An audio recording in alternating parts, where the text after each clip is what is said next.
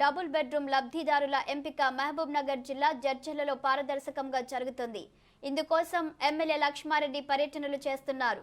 కావేరమ్మపేటలో నిర్మాణం పూర్తయి పంపిణీకి సిద్ధంగా ఉన్న ఇళ్ల పంపిణీ ప్రక్రియకు స్థానిక ప్రజా ప్రతినిధులు ప్రభుత్వ అధికారులతో కలిసి ఎమ్మెల్యే ఇంటింటికి తిరుగుతూ లబ్ధిదారుల ఎంపిక ప్రక్రియలో నిమగ్నమయ్యారు. అదేవిధంగా పట్టణంలో మిగతా చోట్ల వివిధ నిర్మాణ దశల్లో 1400 డబుల్ బెడ్రూమ్ ఇళ్లను కూడా త్వరలోనే పూర్తి చేసి అర్హులకు అందజేయనున్నట్టు తెలిపారు. వీటిని కూడా తానే స్వయంగా పర్యటించి లబ్ధిదారులను ఎంపిక చేయనున్నట్లు ఎమ్మెల్యే లక్ష్మారెడ్డి వెల్లడించారు. అలాగే తాను చేసిన అభివృద్ధి వల్లే మరోసారి అధికారంలోకి వస్తామంటున్న ఎమ్మెల్యే లక్ష్మారెడ్డితో మహబూబ్ నగర్ ప్రతినిధి రహీం అందిస్తున్న face to face. MLA doctor Lakshma Reddy గారు తాను చేసిన అభివృద్ధి తనని మరోసారి గెలిపిస్తుందని ధీమా వ్యక్తం చేస్తున్నారు. టౌన్ డెవలపింగ్ కావచ్చు, అలాగే పార్కులు కావచ్చు, రోడ్ల వెడల్పు కావచ్చు, ఇలాంటి అభివృద్ధి మరోసారి అతన్ని గెలిపిస్తుందని ధీమా వ్యక్తం చేస్తున్నారు. ఇప్పుడు మనతో ఉన్నారు, వారిని అడిగి తెలుసుకునే ప్రయత్నం చేద్దాం. సార్ చెప్పండి, నియోజకవర్గ ప్రజల నుంచి ఎలాంటి స్పందన ఉంది? జడ్చర్ల నియోజకవర్గం తెలంగాణ రాష్ట్రం ఏర్పడ్డ తర్వాత మరి ప్రజలు నాకు అవకాశం ఇచ్చి గెలిపించిన తర్వాత కానీ ఇవన్నీ ఎరగని అభివృద్ధి జడ్చర్లో చేయడం జరిగింది. నియోజకవర్గం మొత్తం కావచ్చు, జడ్చర్ల టౌన్ కావచ్చు. ఈరోజు టౌన్ రూపురేఖలు కంప్లీట్గా మారినాయి. మీరు 8-9 ఇయర్స్ కంటే ముందుకు ఇప్పటికీ టౌన్ కంప్లీట్గా రూపురేఖలు మారినాయి. ఎవరైనా కొత్త వాళ్ళు వస్తే ఇది జడ్చర్లనా మరి వేరే పట్టణం అనే పరిస్థితికి ఈరోజు రావడం జరిగింది. అన్ని రకాల వస్తువులు కల్పించినాం.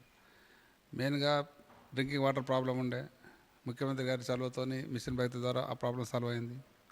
పవర్ మంచిగా వస్తున్నది. జడ్చర్ల పట్టణం రోడ్లన్నీ వైడనింగ్ చేసినాం, అన్ని గల్లీలో సీసీ రోడ్లు వేసినాం, డ్రైనేజీలు చేసినాం. తర్వాత ముఖ్యంగా పార్కులు డెవలప్ చేసినాం. అసలు జడ్చర్ల టౌన్లో మా గవర్నమెంట్ రాకంటే ముందు ఒక్క పార్క్ కూడా లేకుండే, సింగిల్ పార్కు 10 గజాల పార్క్ కూడా లేకుండే జడ్చర్ల టౌన్లో. ఈరోజు దాదాపు 30 స్థలాలను, ప్రభుత్వ స్థలాలను దాన్ని చూసుకుని వాటిని ఐడెంటిఫై చేసి పార్కులు మ్యాక్సిమం పార్కులు కంప్లీట్ అయినాయి. 2 చెరువులు కూడా, నల్లకుంట కానీ నల్ల చెరువు, రెండింటిని కూడా మినీ ట్యాంక్ బండ్ పూర్తి చేయడం జరిగింది. ఈ రకంగా అన్ని రకాల వసతులు కల్పించడం జరిగింది. మరి అట్లాగే కాన్స్టిట్యున్సీ కూడా, గతంలో కాన్స్టిట్యున్సీకి ఇప్పటి కాన్స్టిట్యున్సీకి చాలా రూపురేఖలు మారినాయి. గతంలో చాలా గ్రామాలకు బీటీ రోడ్లు లేకుండే, చాలా గ్రామాల్లో సీసీ రోడ్లు లేకుండే. ఇప్పుడు అన్ని గ్రామాల బీటీ రోడ్లు అయినాయి, సీసీ రోడ్లు అయినాయి, ఇంకా చేస్తున్నాం.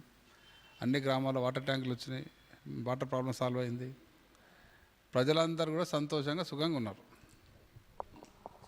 మున్సిపాలిటీ నిధులు ఏ విధంగా వాడుకుంటున్నారు సార్?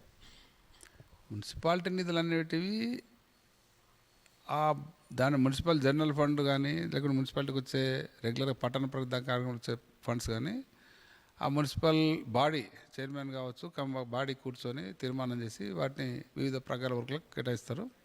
అది కాకుండా అదనంగా చాలా వర్కులు ఇవ్వడం జరిగింది. మిషన్ భగీరథ ద్వారా చాలా రోడ్లలో ఇంటర్నల్ రోడ్ కంప్లీట్ చేయడం జరిగింది. అంటే TUFIDC ద్వారా KTR ద్వారా గతంలో 15 కోట్లు సాంగ్ చేసినాం, మళ్ళీ ఒక 30 crores ఇప్పుడు ప్రపోజల్ పెట్టినాం. ఈ రకంగా మున్సిపల్ నిధులే కాకుండా వేరే నిధుల ద్వారా కూడా మున్సిపల్ డెవలప్ చేస్తున్నాం. ప్రతిపక్షాలు ఈసారి గెలుపు మాదే అని అనుకుంటున్నారు, దీనిపై మీరేమంటారు? ఏ